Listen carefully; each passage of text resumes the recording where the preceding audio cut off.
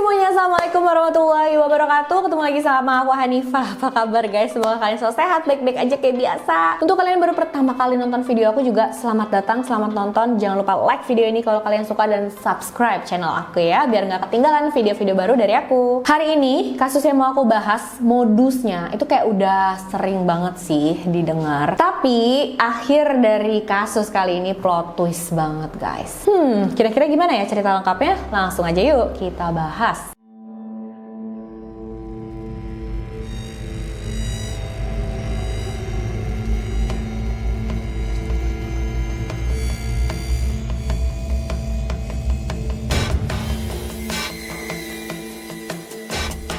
Kasus yang mau aku bahas kali ini berasal dari sebuah kota bernama Seaford, Long Island, New York, Amerika Serikat. Seaford berada di Nassau County dan ternyata Seaford ini merupakan salah satu tempat terbaik untuk tinggal di New York. Di sana tuh suasananya masih pedesaan yang asri banget dengan pemandangan yang indah, teman-teman. Beda banget ya dari kesan New York yang biasanya kita tahu gitu, banyak gedung-gedung, kota yang sangat sibuk. Tapi walaupun nuansanya pedesaan, di sana udah lumayan ramai juga, banyak toko, banyak restoran yang bagus, yang enak-enak. Menurut sensus penduduk di tahun 2010, populasi jiwa di sana sebanyak 15.294 jiwa.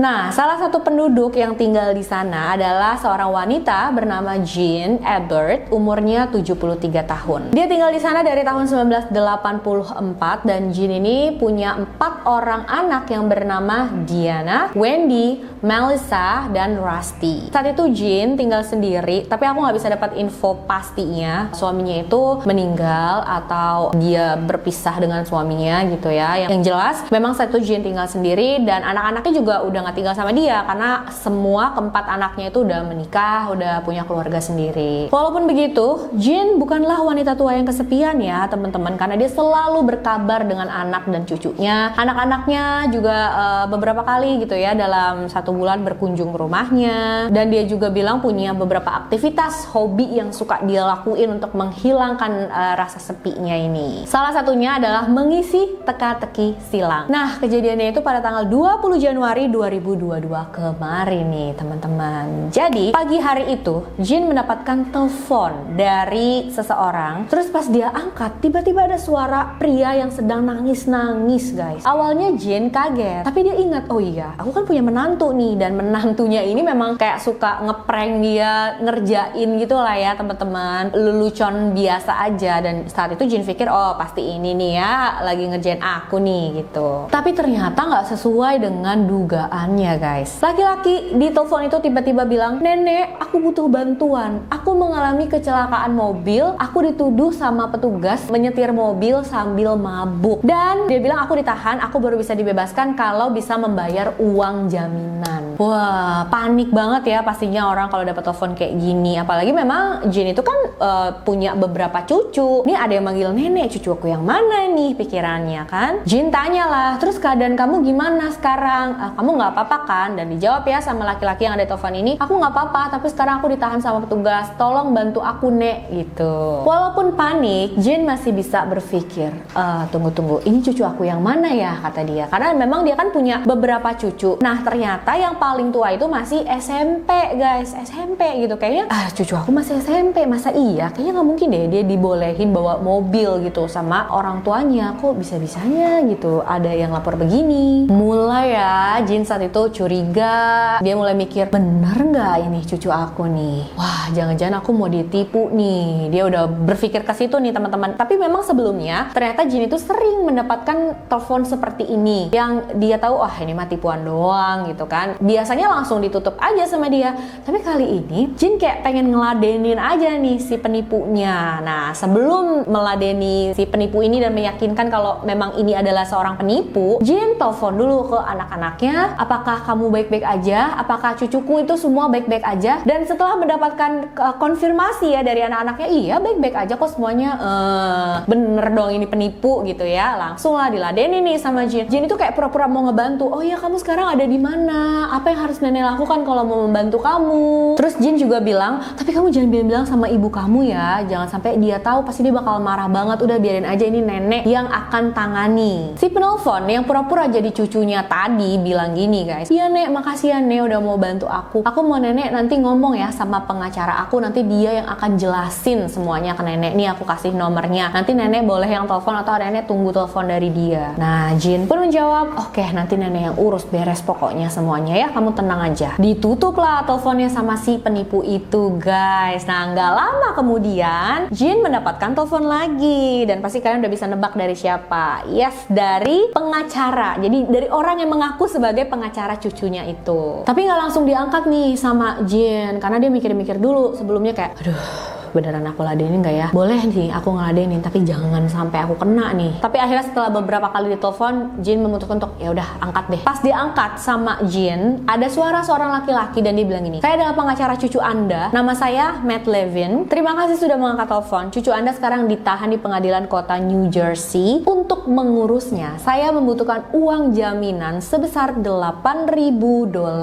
$8.000 itu sekarang ya lebih dari 120 juta loh guys. Jin bilang oke, saya akan bayar, yang penting cucu saya bebas. Si penipu itu bilang sama Jin, kamu bisa transfer uangnya ya lewat sebuah kayak aplikasi transfer gitu guys. Cuma Jin bilang, aku nggak punya aplikasi transfer tersebut, bisa nggak uangnya aku kasih cash aja. Uang ini sebenarnya buat bayar kontraktor memperbaiki dapur rumahku, tapi nggak apa-apa deh, pakai aja dulu buat cucuku. Dan ternyata guys, si penipu ini bilang, ya udah nanti saya datang ke rumah Anda untuk ambil uang cashnya. Di situ Jin merasa takut ya teman-teman, karena ternyata si penipu ini tahu alamat rumahnya Jin dan dia mau langsung datang ke rumahnya untuk ambil uang cash tersebut. Coba buat mengamankan diri, setelah selesai teleponan sama si penipu itu, Jin pun langsung telepon 911 dan melaporkan semua kejadian ini. Dua petugas polisi datang ke rumah Jin sekitar jam 1 siang. Mereka langsung ngumpet ya di dalam rumahnya Jin menunggu si penipu itu datang untuk mengambil uang cash dari Jin. Mobil petugas juga saat itu diumpetin ya teman-teman, nggak ditaruh, nggak diparkir dekat rumah Jin. Saat itu Jin tetap lumayan panik. Dia bilang sama petugas, aku nggak yakin dia bisa melakukan hal ini. Tapi nggak ada pilihan lain guys, karena si penipu ini kan udah tahu ya rumahnya Jin di mana. Kalau dia nggak melakukan ini dan si penipu ini nggak tertangkap sama polisi, wah bisa bahaya kan dia. Anak-anak Jin juga saat itu pastinya khawatir banget dengan keadaan dan keselamatan ibunya. Tapi untungnya mereka itu bisa mengakses CCTV yang ada di rumah ibunya, jadi mereka bisa melihat pada saat ibunya beraksi itu. Nggak lama, penipu yang mengaku sebagai pengacara cucunya itu datang. Beneran datang dia ke rumahnya Jin guys. Jin siap-siap buka pintu dan memberikan amplop yang ya Jin bilangnya itu berisi uang ya ke si penipu tersebut. Setelah penipu itu ambil amplopnya dari Jin, dia langsung kayak mau cepet-cepet pergi ya dari sana teman-teman. Tapi jangan buru-buru pergi, karena dua petugas yang tadi ngumpet langsung keluar dan menangkap si penipu tersebut. Dan tentu aja amplop yang diberikan oleh Jin itu berisi bukan uang, tapi cuma tisu aja guys.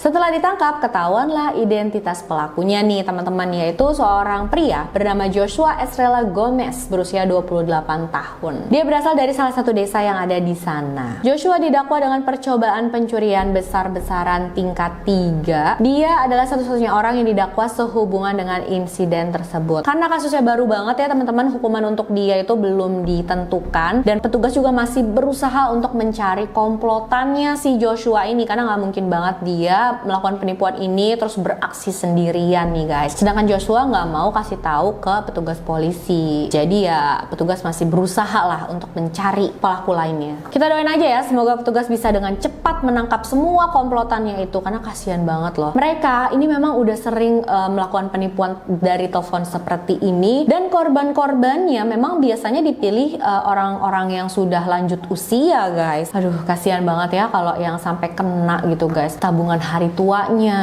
sampai harus habis gitu ya karena penipu semacam mereka nih. Aduh ya Allah, kasihan banget ya. Dan ada informasi tambahan juga, ternyata Jin itu adalah seorang operator 911 dulunya. Dia bekerja dari tahun 1989 hingga tahun 2012. Aduh, berapa ya? Itu berarti 23 tahun ya teman-teman dia bekerja sebagai operator 911. Jadi nggak heran kalau dia lagi mendapatkan telepon penipuan gini, dia kayak udah ada feeling, udah bisa ketebak gitu ya sama dia. Menurut aku, Jin ini memang hebat banget sih. Dia berani, dia melakukan sesuatu dan membantu banget loh tindakannya ini ya kan. Sampai pelakunya tuh ketangkep sama polisi dan mencegah ada korban selanjutnya lagi, ya nggak? Petugas sudah menghimbau warga di sana, apalagi warga yang lanjut usia, untuk tidak meladeni telepon-telepon semacam itu. Karena memang kalau itu benar terjadi, ya harusnya petugas langsung datang gitu ya ke rumahnya kan untuk memberitahu. Jadi kalau lewat telepon gitu tanpa bukti yang jelas, dimohon untuk ya jangan diladeni lah gitu menurut petugas. Dan menurut aku juga kalau misalkan mau meladeni, kalau kalian tahu nih ya kan dia penipu, terus kalian mau meladeni, terus hati-hati juga loh. Kalau kalian nggak bener-bener tahu apa yang harus kalian lakukan, nanti takutnya malahan niatnya pengen membantu untuk menangkap pelaku, tapi malah kalian yang jadi bahaya gitu ya. Ada baiknya kalau memang kayak gitu udah dimatiin aja gitu, terus langsung lapor polisi ya. Bener kan? Plot twist banget kan akhirnya. Aduh, aku aja ya pas denger kejadian ini, aduh bener-bener happy banget ya, karena kayak mau bohongin orang yang sudah lanjut usia, justru dia yang kena tipu gitu guys. Aduh, hebat ya Jin ini, mantap, luar biasa. Oh ya guys, sebelumnya aku juga udah pernah bahas kasus penipuan semacam ini, tapi di kasus itu pelakunya bener-bener nggak terduga loh teman-teman. Jadi untuk kalian yang belum nonton, mendingan langsung nonton deh. Itu juga kok bisa, pasti kalian mikir gitu. Nanti aku taruh ya linknya di deskripsi, jadi kalian tinggal klik aja bisa langsung nonton. Oke guys, aku pengen banget tahu apa pendapat kalian tentang kasus kali ini. Luar biasa ya. Wow, bangga banget pasti ya anak dan cucunya Jin ini ya, melihat ibunya dan neneknya yang berhasil menangkap penipu yang niatnya mau menipu. Oke guys, sampai jumpa di video selanjutnya. Jangan lupa like video ini kalau kalian suka, subscribe dan share juga ya sebanyak-banyaknya biar aku makin semangat upload videonya lagi. Untuk kalian yang mau request kasus boleh silahkan kirim DM ke Instagram aku, Hanifa Story 92. Bye bye.